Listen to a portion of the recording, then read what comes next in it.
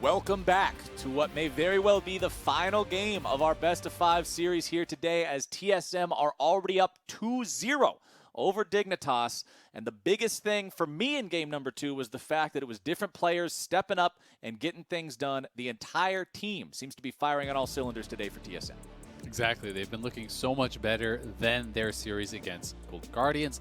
Dignitas moving to the red side now, so don't think we will see TSM going with that first pick Renekton, so I'm guessing that we'll have a little bit more variance as far as those first picks on both sides, because the last 2 games we saw first pick Renekton into Set as well as the Shen both times, so I don't think that TSM is going to be able to get back towards that. But Kate and Ashe haven't been traded for bans, so Dignitas could ban one, but if they don't ban Kate, I'm willing to bet that TSM just first picks Kate no matter what else is happening.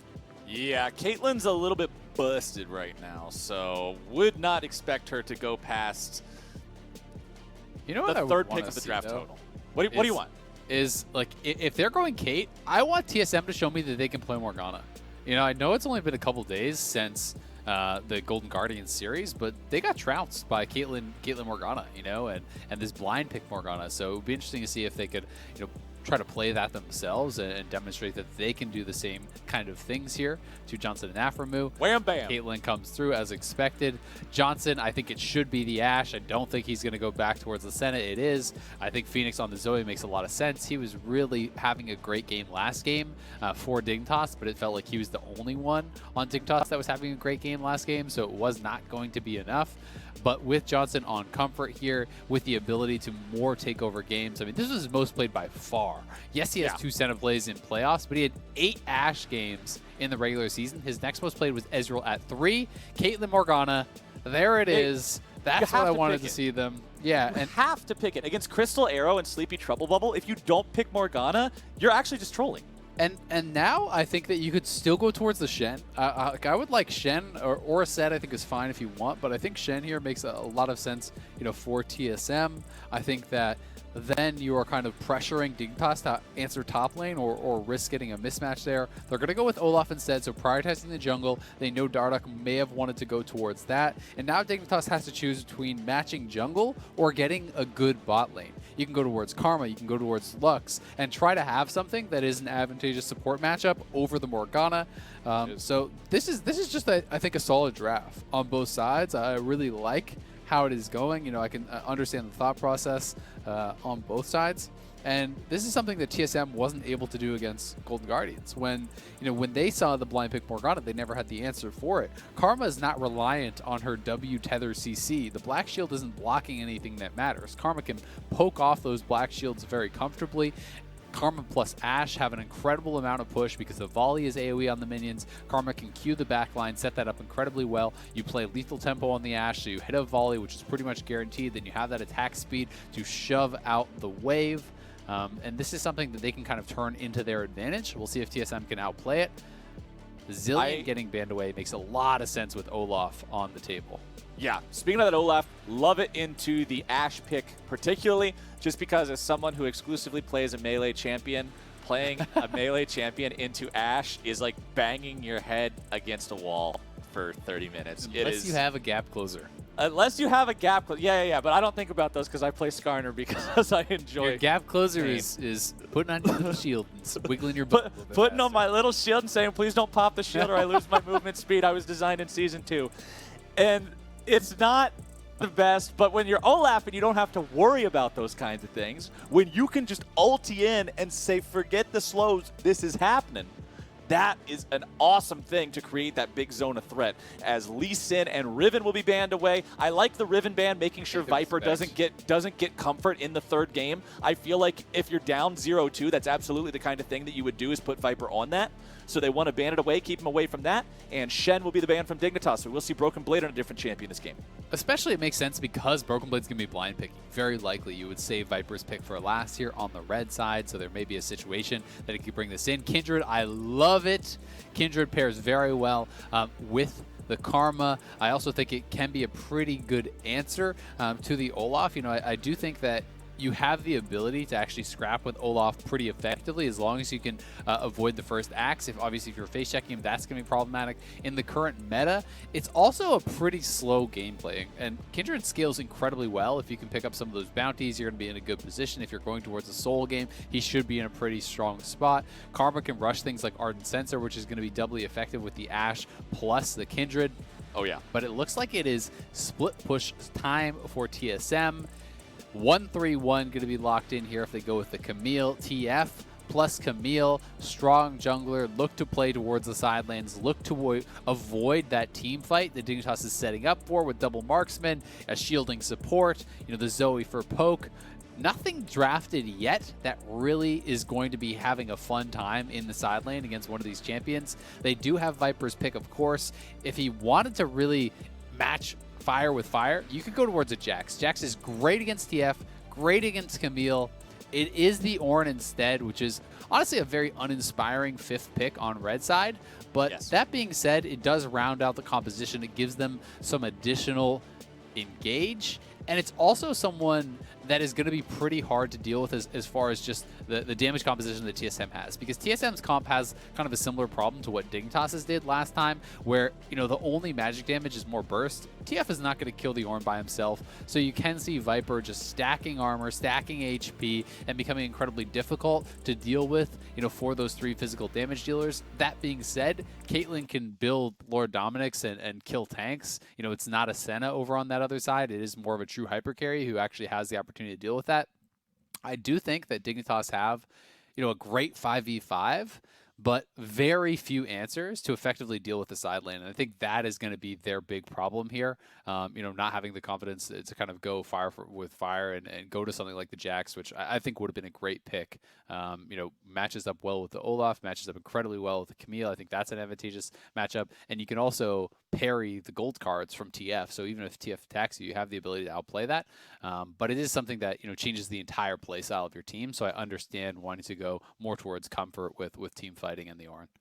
Yeah, even if the Ornn is not particularly awe-inspiring on red side 5th pick, it is at least nice because you don't have to worry about them picking a Braum or having it is rarer, but we've still seen it before with like Yasuo with a wind wall. Anything that can deny the Ornn ulti is very problematic and really cuts that champion's effectiveness down. That won't be present this game. For Dignitas, it's going to be all about forcing those fights, making it so they're winning bigger than TSM is when TSM is trying to make this split push happen. Because as you've already expressed, Camille is really not too afraid of anyone on this squad going up against her in a 1v1. And even if she is, TF's just going to show up and be like, hey, bro, heard you were having a party. I brought the cards. It's not a good time. I mean, TF isn't necessarily just going to kill you in the side lane, but there's not a lot of lockdown. There's not a lot of champions that are going to be able to be super threatening to ooh, the Ornn's in the side lane. I've got to play really safe or I'm going to die, right? It's not usually going to be the way it does play out. And I also think that Morgana is a really good answer to the kind of engage that we see over on Dignitas. The Ashe arrow obviously can be black shielded. The Ornn is very obvious and can be black shielded on that ultimate. So Dignitas is going to have to play it out. But that being said, if they are able to hold on in the lanes, if they're able to, force TSM to fight them at dragons, stack those dragons early, then I think they could get into a pretty good spot because you can put yourself in a position where TSM has to come to you. And if they have to come to you, it doesn't matter if they're better at split push. It doesn't matter if your engage is difficult because they have to fight you with those dragons. And that's where this double marksman, Karma, frontline, Ornn style of play is going to be really, really good. I love how we're getting the Tour de Rift here at the start for game number 3. Just taking a look at all these turrets that everybody's going to look to just smack the snot out of and win this game here.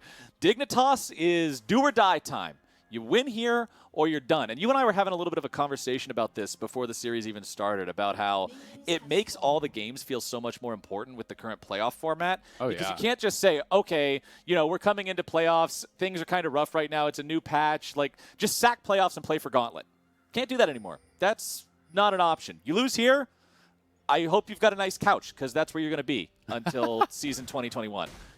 This is it. You got to win. And for Dignitas, That line in the sand is right here. You cannot cross it. TSM are starting this game off by going towards the enemy red buff and looking to begin things here with a nice jungle steal for Spica. It's really nice. It's something where Kindred is so reliant on the red buff for any sort of early game presence. You know, this is a champion that scales incredibly well. It's my most played champion. It's my favorite champion. But to have any real threat of ganks happening, you pretty much have to have red buff. What this also does is actually protects Broken Blade, who is on this kind of more high volatility style champion. He's playing the Camille into the Ornn. If you do not split map like this, then potentially you could have that Kindred coming behind you. You can see that Olaf is actually coming down here, so he won't be in time for the red buff, but at the very least he has been spotted, and we'll see if he can protect the rest of his camps, because Dardoch is actually getting really aggressive. And TSM is actually really low here. This is level 1 on them still. If they could get this into the turret really quickly before TSM gets level 2, there is some potential of a dive here, but it would be really risky because those minions are going to give them 2, and I think that means it's not going to happen. Yeah. Forcing that? Okay, so as fun as it is to think about, man, what if we double killed him under turret at level 1 and you get yourself all hyped up for it? Imagine if 3 people just eat themselves into a turret and die. The series is over. The season is over. The year is over. So I think that Dignitas played that very wisely by choosing not to. I mean, if they had the push a little bit faster, they had landed a ton of poke. Like, look at double his health. He's so low. Yeah, it's not much. And that is why, you know, when I was watching that Golden Guardian series, I'm just like, why can TSM not go towards a poke support? These are the kind of things you can do to Caitlyn, Morgana in lane when you pair a lane-dominant poke-style support who doesn't give any care about the Morgana. I was going to say something else, then I thought better of it. That's why you're a little world champion. Your brain's able to pivot like that. Just in the moment, you're right there. Making the calls, the audibles, playing it up. So this is something that they were missing, right? And Dignitas is showing that they have the flexibility in the bottom lane. aphromoo has always been a guy who's comfortable going towards, you know, these style of champions. He likes to play the enchanters. He's more known for the playmakers, but he's always been great on the enchanters too. Spica hanging up here on the top side, not really going to find a whole lot else, just heading back into his river here to see if maybe there's something going on, but I don't really think so. He is down in farm compared to his opponent in Dardoch. We're also going to need to keep track of the Kindred stacks this game, so hopefully as Kindred hits those big points, we can have our producers let us know when she hits every 4 stacks or so we can make sure that we're staying on top of how well she's able to effectively counter jungle and mark those targets. Now, looking forward, we can see that the first Drake that spawns this game is going to be an Ocean Drake. So no Ocean Soul this time around. Things are going to switch up a little bit in that respect. And we'll see if anybody wants to prioritize that one early. It ended up being a big problem for Dignitas in game number 2. Game number 1, they were the ones in control of the early Drake stacking, but TSM was able to answer.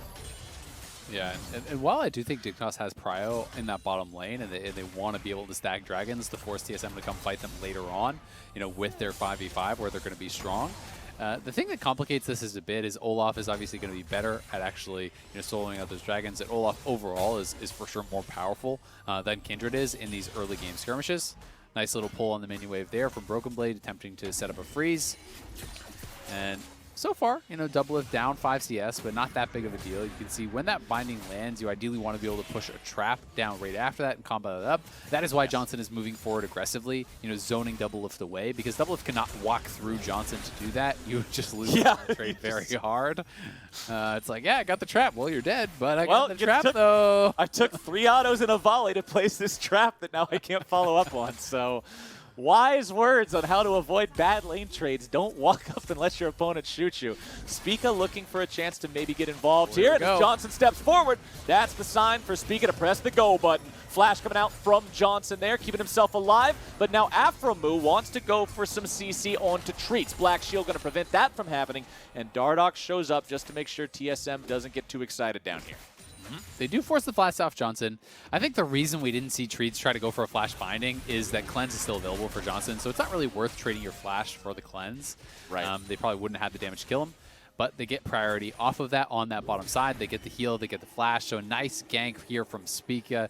a good job by TSM tracking where the vision would be. That is not a gank you really go for unless you know that there's no wards from Dignitas in that area. So it gives them bot prio, and I talked about how important it is for Dignitas to be able to stack the early dragons. You have the winning bot lane 2v2, and more importantly, you want to be able to force TSM to come to you later on when you are strong for 5v5.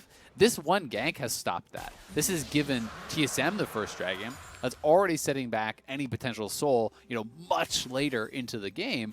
And this is going to buy TSM time later on to split push and play the game at the pace they want to. It gives them the opportunity to say, hey, you can have this dragon, we don't care. Whereas Dignitas doesn't want them to be able to have that choice. They want to force their hand.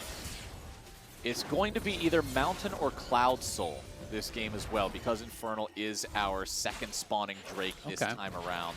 So Mountain Soul, tragically not the most effective thing to stack if you're on a team like Dignitas, I don't believe. Don't see that accomplishing a whole lot here for them. Well, I mean, it helps against the dive, right? So, if you're Ashe, having, or Zoe or whatever, or even Kindred, not being able to get one shot maybe by, this Camille and the Olaf flying in there is going to be helpful. But I agree in general. I think for TSM, they would probably prefer to get the Cloud Soul. When you're playing a split push team, having the lower cooldown on your ultimates, as well as just that flat move speed to be able to play more aggressively in the side lanes and escape out of difficult situations is going to be really, really nice. But obviously, they don't get to choose what they will get. They're going to have to play with the hands, with the cards that they are dealt. So we'll see who's going to be able to stack those dragons and what does come up for us. Things going well early for TSM here, as they do have farm advantages literally everywhere. They're not huge, granted. I mean, nobody's writing home, Mom, I won the lottery, I'm up 20 farm. It's 3 or 4 here Mom, and there. get the camera, I'm up 2 CS. Yeah, the camera's staying in the closet. Nobody's worried about it right now. But there's your Wombo combo with the DC. One more headshot would have been able to kill aphromoo, but Doublelift is not in range for it. Ace in the hole! Johnsun with the block. Oh, I think Doublelift could have committed forward for that. That seemed like a mistake from him. He had the flash. It seemed like there was some hesitation. He had the headshot triggered onto aphromoo. I think in that situation, you could maybe even just step forward into the Ashe to try to finish that off, and then you probably still are comfortable to get out, given that you have your summoners. You have all 4 summoners available in that spot. Johnsun did not have a flash to follow and really punish that. So still nice laning from Treatz and Doublelift. They are, playing a lot better, I think, than they did against Golden Guardians, but I still would say that's probably a missed opportunity for a kill. Doublelift, I feel terrible for making this joke, but hey, man, sometimes you just gotta save your flash. You might need it for later. Back on, man. That's like 4 years old. It's been a while, but he's already dead. Victor already killed him in the mid lane. As a North American fan, the pain stays. It follows you through all those years. TSM aren't very much feeling the pain right about now. And a 0-0 game being up 1,000 gold tells a good story about your early game. You can see Bjergsen with that Catalyst of Aeons in the inventory, going for the Rod of Ages early on, wants to be tankier here on the Twisted Fate. Viper bonks his head into the wall, doesn't go exactly where he wants to be, and with the Hex Tech ultimatum coming down, first blood is issued, and it's TSM getting the money. 3-man play up to that top side. Viper getting picked on here. Does go down. Here it is one more time. Viper, trying to get some vision down here.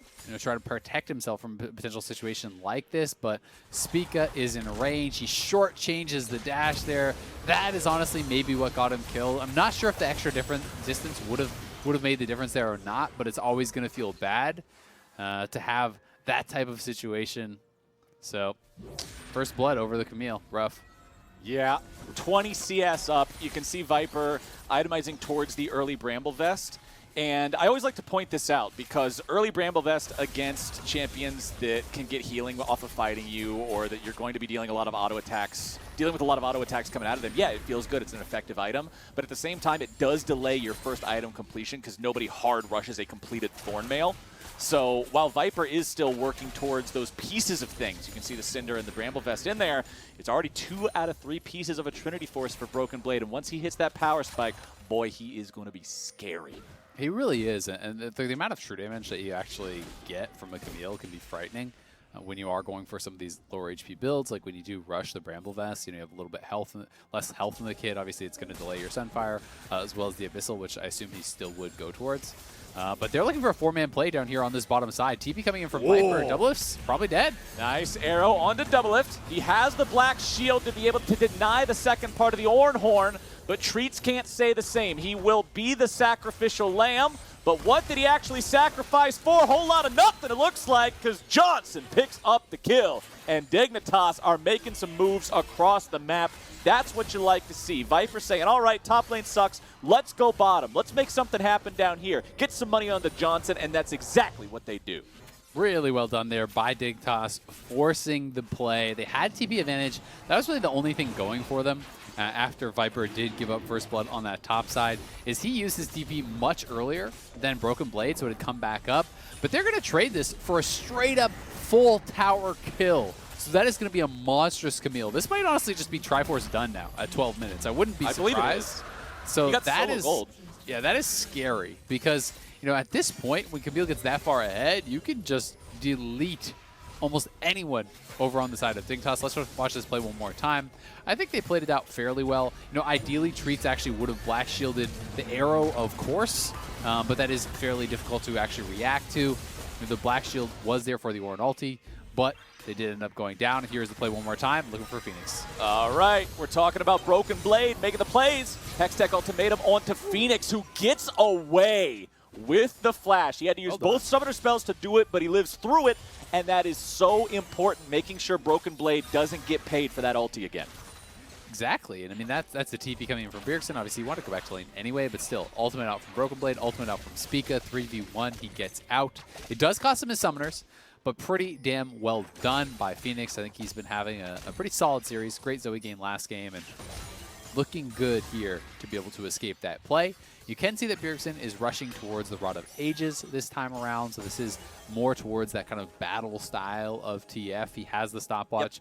Yep. The preferred build these days seems to not be Zhonya's second, but you pick up the stopwatch after your Roa, and then you go towards the Lich Bane, and then after the Lich Bane, you're hoping, okay, you know, I've used the stopwatch for something really good, and now I can kind of upgrade towards that Zhonya's.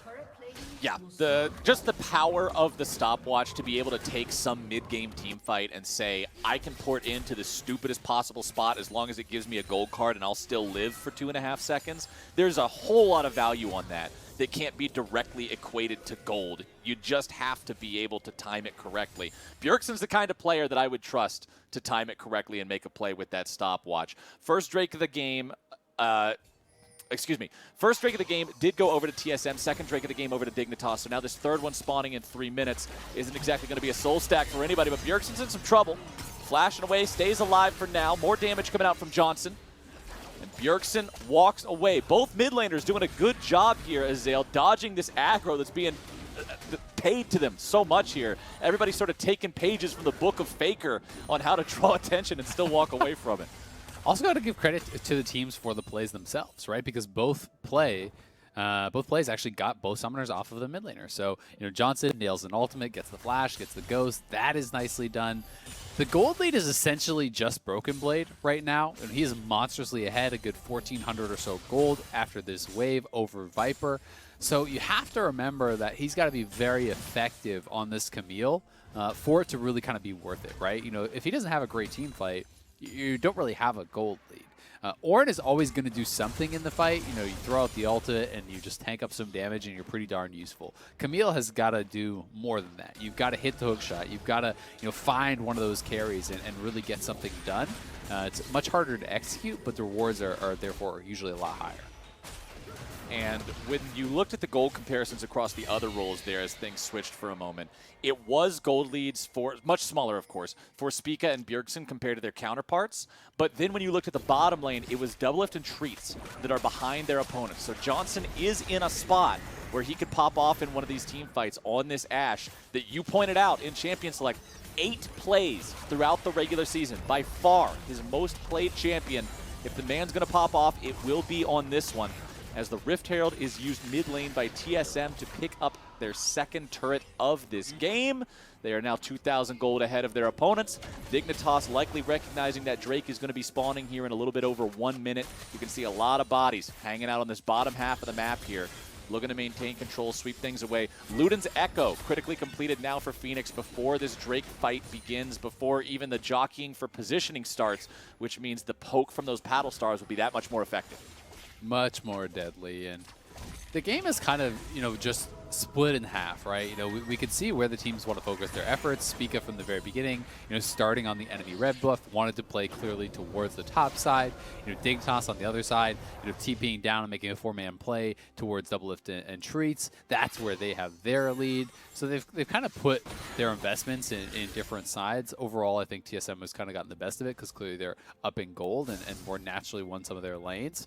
But we'll see if Johnsun can carry, right? Because they have put the emphasis on him, and he's on a much better champion to really make it happen than the Senna of the last 2 games. I still think game 1 he performed really, really well, having some incredible sidesteps and very good play overall, but you just can't win in the same way.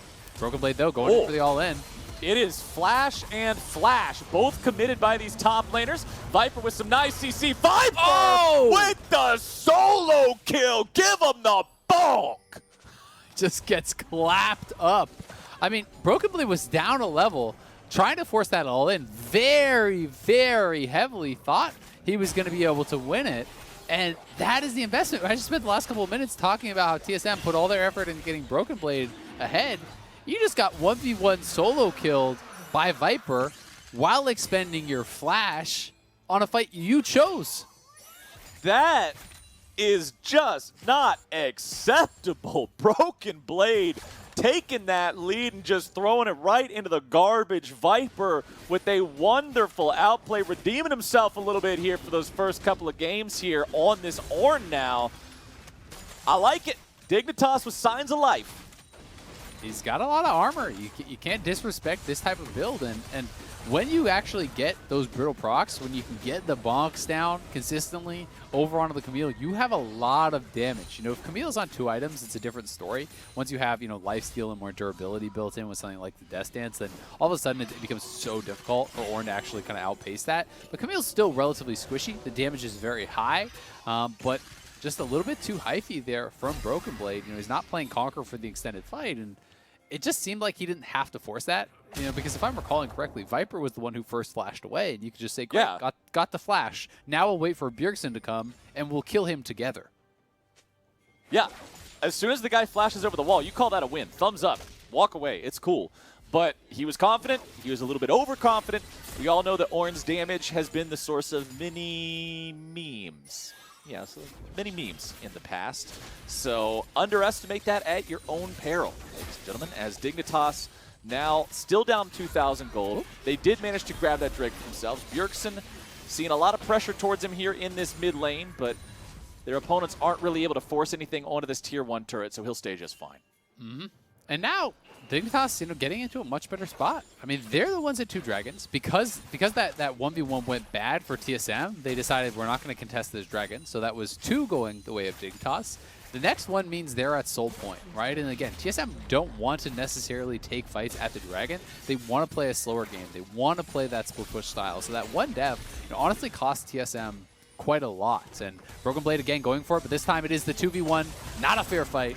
This time they got backup. Broken Blade has learned the lessons of the previous engagement, but Viper said, oh, no, no, no, no. I got my buddy here too, and with Dardoch showing up, it means Dignitas all walk away.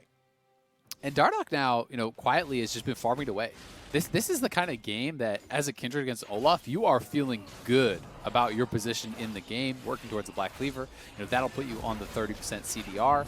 And when there's kind of these one-punch style champions, you can honestly be very effective with your ultimate. If you're just getting run over and your team is behind, then your ultimate doesn't really do that much because you just kind of die after it. But when Olaf ults and flies in and Camille ults in and tries to one-shot your Ashe, and you just drop the ultimate on the Ashe as it's expiring, aphromoo throws down his heal and a mantra shield. All of a sudden, those frontliners become pretty worthless. You can just kill them off. So unless TSM can really just run over you in a fight, you have chances to be able to turn them around as that Kindred with the scaling that you do have there. So we'll see if Dignitas can make it happen and if Viper can continue to hold on in these side lanes as he's getting picked on by the soul laners from TSM.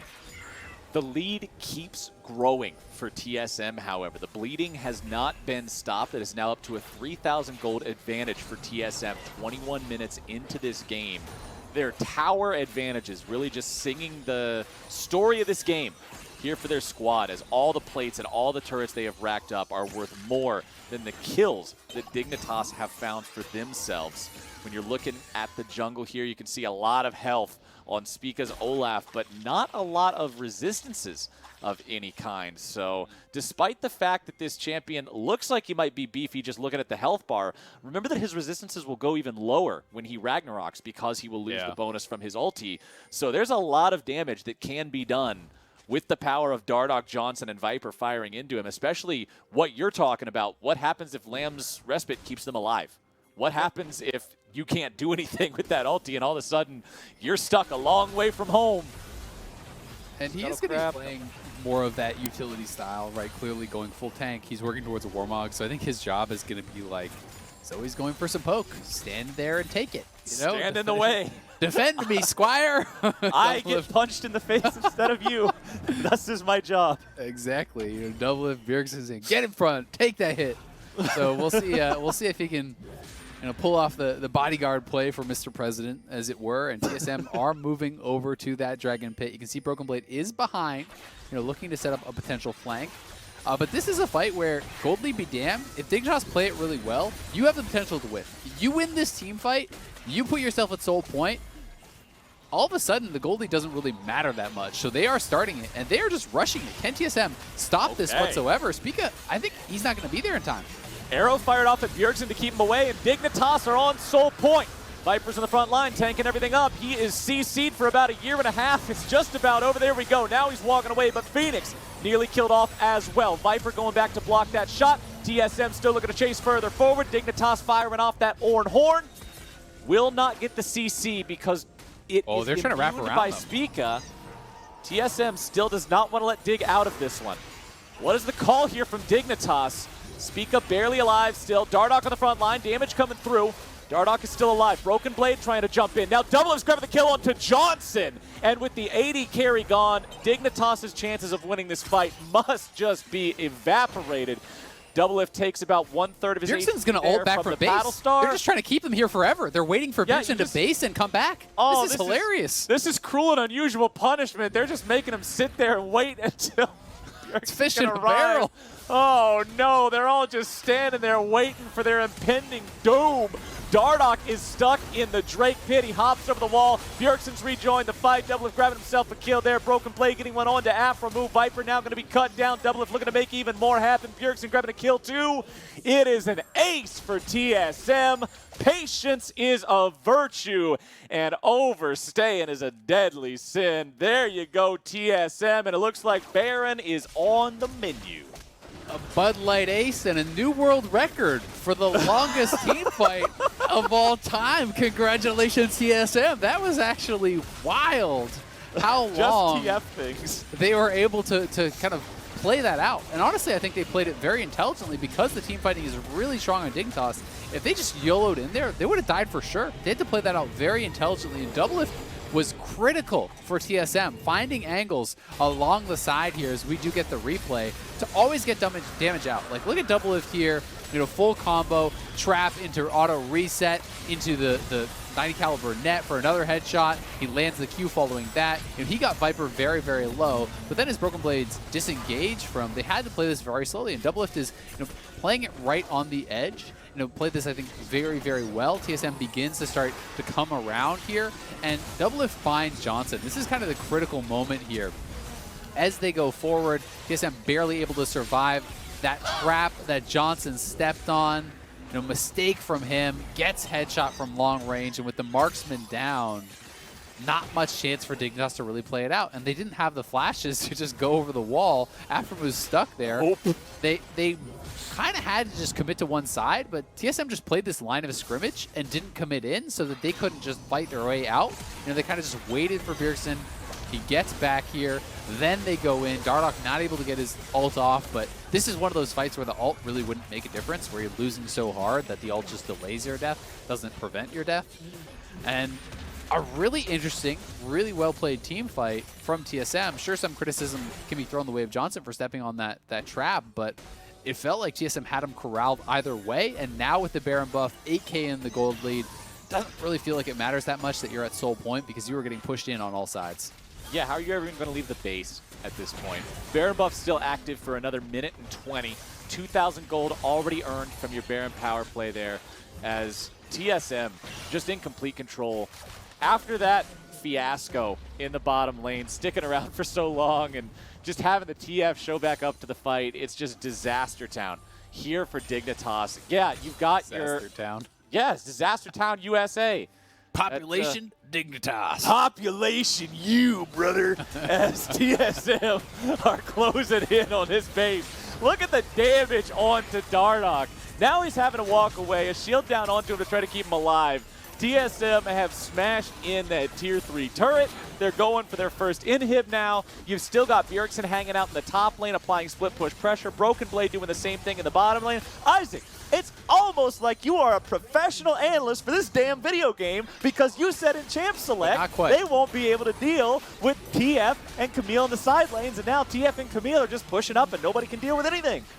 They just love it. The wave clear. They can't really play it out from this point. You know, when you're that far down in gold, when the Baron buff is there, Caitlyn Siege is incredible. You have Triforce on one side, you have Lich Bane on the other. If you ever expose a turret, you're going to lose everything. And it looks like TSM may just close the game here because this is the third inhib they're going to go for. Dignitas looks like they want to fight, but that's just Spica. Oh, and there is no ulti for Dardoch. Recall that had already been used just moments ago. Bjergsen with a nice stasis, keeping himself safe from the counterattack, showing up from Dig. And with 2 dead on the side of Dignitas, surely enough, this is the end of the series and the end of the line for Dignitas as TSM will put in work on the Nexus turrets. They're gone before I even finish my sentence. TSM will make swift work of Dignitas with a 3-0 victory and will move on to the next round of playoffs.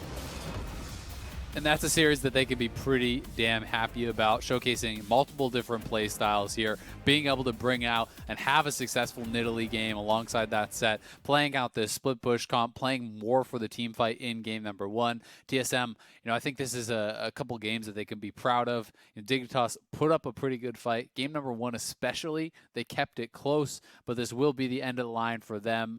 You know, no second chances when you start in this lower bracket as Dignitas did, and they just didn't have it in them today to take down TSM. You know, too many little mistakes, and honestly, it just felt like TSM, you know, were the better team overall. Better laning, better coordination, and honestly, better plans in the draft. I think a lot of people, almost everyone, was surprised when TSM lost 0-3 to Golden Guardians in the first round.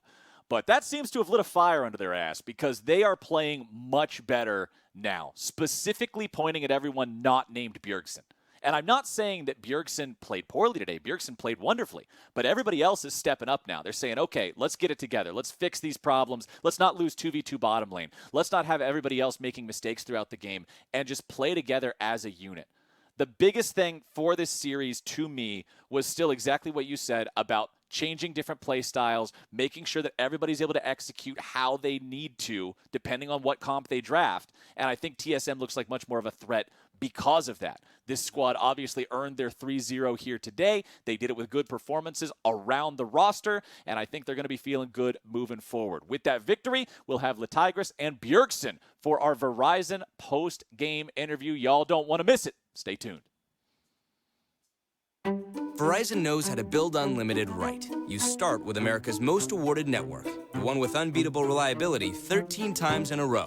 This network is one less thing I have to worry about. Then you give people more plans to mix and match, so you only pay for what you need. Verizon Unlimited plan is so reasonable, they could stay on for the rest of their lives. You include the best in entertainment, and you offer it all starting at $35. Because everyone deserves the best. This is Unlimited built right, only on Verizon.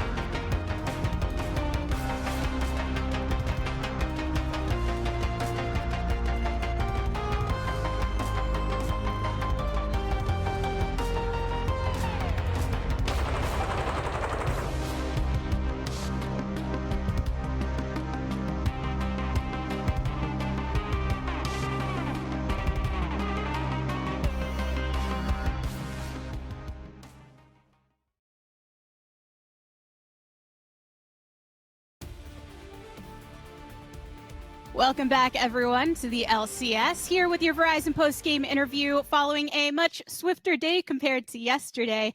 I am here with Bjergsen, and first of all, I got to get your take on how the past 48 hours have been for you, going from the 0-3 versus Golden Guardians to now the swift 3-0 versus Dignitas.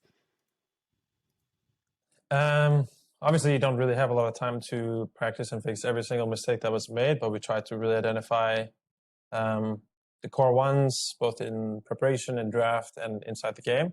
And I think we all felt like we had kind of like mind controlled ourselves a little bit in the week leading up to the last week of LCS. And then with the new patch coming out, we were trying to figure out the patch, and it just ended up we didn't really have a good grasp of what we should be playing or what our answers were. So I think we made it just too easy for GGS to win, and I would like to rematch them to show how our team can be when we're actually playing well and not just having such a terrible best of 5.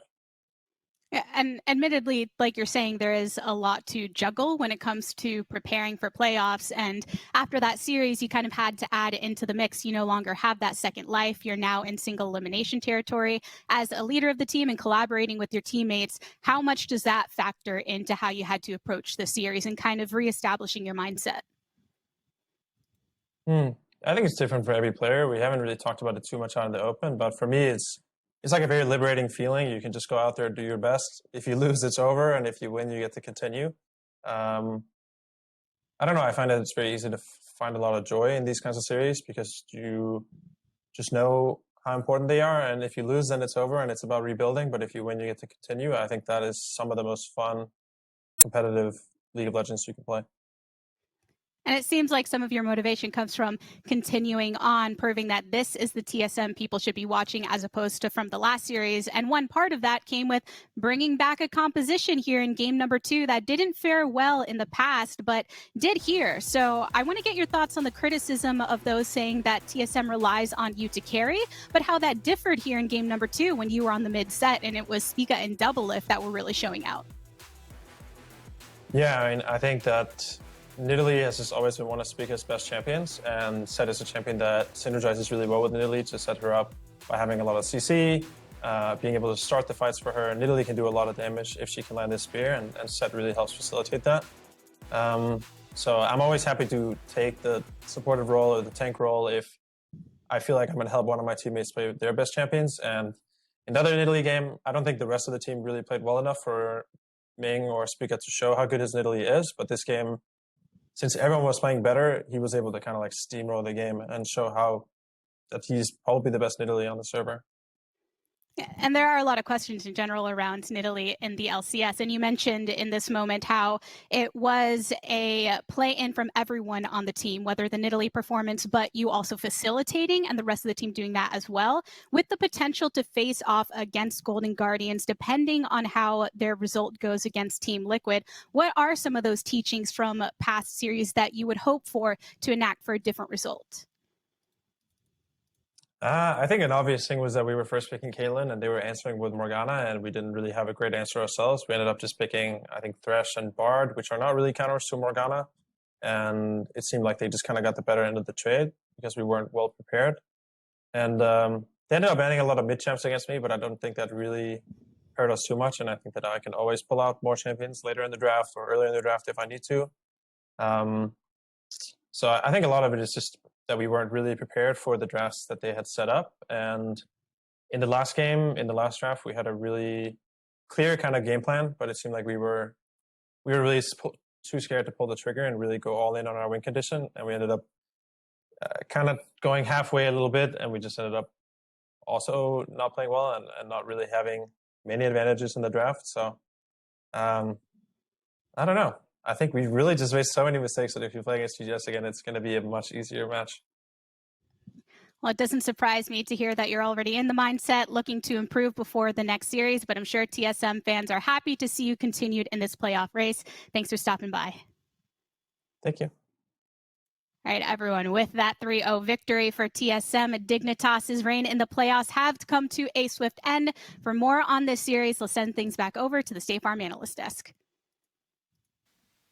Thank you very much, the Tigress. 3-0 victory for TSM. Quite a turnaround from just 2 days ago when they fell in 3-0 fashion against Golden Guardians. So getting it done today against Dignitas in what was an elimination best of 5. It's a really good opportunity for them to run the lower bracket and get as many playoff games to figure out the meta, get down the bot lane synergy. So it is a TSM that will continue to improve, it seems.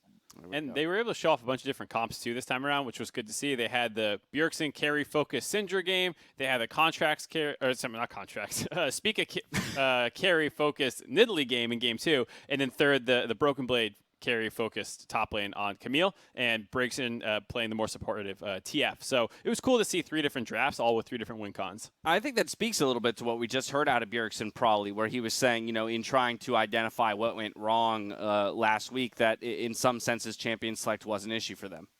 Oh, yeah, for sure. I don't think they ended that Golden Guardians match going like, oh yeah, our drafts were great and, you know, we just misplayed. Like, so I'm really glad they were looking at it kind of at all the angles, kind of like picking apart stuff. I'm glad he mentioned the Morgana pick because they picked it in this last game. I think that shows a lot because it's only been a few days and now they have a week to prepare for their next match. So I assume they're going to be putting a lot more work into expanding their champion pools because, yeah, the triple ban to Bjerg does seem punishing. I know he said it's not a big deal. He said it wasn't. I mean, I would say guys. that too, okay? It's not bothering me at all. That's just stop banning. Just stop banning all my champions. It doesn't bother me, so what's the point? What's the point? Anyway, let's dive into what this, or how this third match ended up playing out, because as you mentioned, Mark, it was a slightly different look for TSM here in the postseason with Broken Blade on the Camille. First Blood going over to him as well. Yep, it was a pretty obvious play. I was a little surprised to see the last pick Ornn. I understand their comp wanted a tank for the side of Dignitas, but a lot of people pick Camille into Ornn because it's a little bit hard of a laning phase, and then you turn online, you can start solo killing later. And they had the TF to combo with it, and a very strong jungler in the early game. And you got to see with that one kill, he was able to set up the lane with a lot of freezes and expand quite a CS lead as well. And yeah, and this was kind of what their draft wanted, right? They took the Camille knowing like this comp has no tank, so if they want to do a skill match up top, well, Camille will kind of have the pick of the litter of who to kill, and they get the first kill onto Camille, and it happens to be the TF level 6 play. So TF getting off the ground along with Camille means that's a really hard game to come back into. Without a doubt. The next fight we're going to take a look at around the Dragon Pit here. You know, last opportunity for Dignitas to make a stand. All for naught. It looked good because they had the priority on the Dragon. They have the Scuttle as well, so they can use movement speed in and out of there. But then they locked down the Ornn for so long. Dignitas is thinking, should we save him, right? Do we need to save him or keep him there? They stay in the mix, and that just keeps them so indecisive in the fight. Are they going in? Are they going out? Because the Ornn Horn once again baits them in. Like, should we keep going? And then TSM just realizes, wait a minute. We could actually just corral them here and then just take whatever kills we want. And that's what they go for because Kindred goes in and then Bjergsen gets to base and just wait for his TP to come back up. It was a pretty insanely extended play, though. Like, it's one of those aces where you're like, all right, I'll come back in 20 seconds because Bjergsen still has to TP, recall back in, and Dignitas is trapped on the wrong side of the map. Aphro doesn't want to flash. TP recall back in. That's a new strat. Whatever, recall TP back in, tomato, potato, you know, it's the same thing. You. Yeah, exactly. It was a little sketchy here, even though, because they clumped up for the Ornn. So, you know, good turn there by Viper, but just too little too late. I think in hindsight, they should have just let Ornn die. I think that was actually their best bet. The crowd control that came out of the lineup was hard to visualize until you grouped up as 5 between the Caitlyn traps, Morgana, Twisted Fate, and then Camille. You could just keep cycling those spells that are such short cooldown and just perma-CC someone. Yeah, tough spot for Dignitas to find themselves in. Lots of pressure mounting there again in an elimination match and game there in that third game of the series. But I want to talk about the aspects of TSM that were working. When it came to coming in clutch for their playoff match, one player did step up in a huge way, and today Bjergsen will be getting our player of the series for TSM. Let's remember that first game, the Syndra game, where he absolutely popped off. Yeah, I think it was pretty close. You know, 3-0. There were a lot of people playing quite well. I think excuse me, I keep saying contracts. So I just associate contracts with Nidalee. It was Spica's great game too that I think put him in the running potentially. But Bjergsen had such a complete series on a bunch of different champions as well. And the hard carry game 1, which was the closest game of the series, was very impressive. Just stop banning his champions because it clearly doesn't affect the man. Well, Yeah, I mean, he does. Syndra. I did like the fact that he played a whole bunch and they're different styles. Like, you know, the set, we definitely were critical before, but he was still able to perform really well. I know we've talked about players when they kind of switch the style that their team isn't able to win because they're not on a hard carry. But this time, like, yeah, Spica really stepped up. So even though Bjergsen's not playing on something with huge carry potential, he still had a lot of impact. Right. What they're banning is the assassins that he plays, the most viable assassins that he's got, the Akali and the LeBlanc, the ones that can solo kill people quite easily, not the control mages, because he's got a wealth of champions. Obviously, the Syndra can always show up like we saw in Game 1. The set was decent when this Nidalee was there to combo with it. So, yeah, he's got a lot more. They just want to make sure that he doesn't get solo kills whenever he wants. That's very true. The man's got an ocean. Let's look ahead towards the rest of playoffs. And as we do, MasterCard is partnering with the LCS once again to provide our fans with a priceless experience. One lucky winner will get to play and learn with our very own Freak from the comfort of their own home, and 5 runners-up will get to participate in a digital Q&A session with me. Ask whatever you want. All 6 winners will also receive awesome LCS and MasterCard merchandise as well as other prizes. Any player from the United States and Canada, except for our friends in Quebec, unfortunately, who saves their MasterCard in the League of Legends client and uses it to make a purchase from the Incline store by August 30th, that's August 30, will automatically be eligible for a chance to win. Taking a look, though, at our playoff bracket, TSM will be taking on whichever team falls in the face-off between Golden Guardians and Team Liquid next Friday. So a possible rematch already between them and Golden Guardians. You heard Bjergsen call it out. He would love to get that rematch to prove that it was a one-time thing and that they have gotten better. Well, they can figure out answers to exactly how Golden Guardians was going to approach the game, because I think picks like the Ziggs caught them off guard, and especially with how well the bottom lane played, which was the obvious point for when we saw the series play out. And now that they have different champions to handle that, we get to see if Golden Guardians builds up on top of it or continues to double down on what worked against TSM.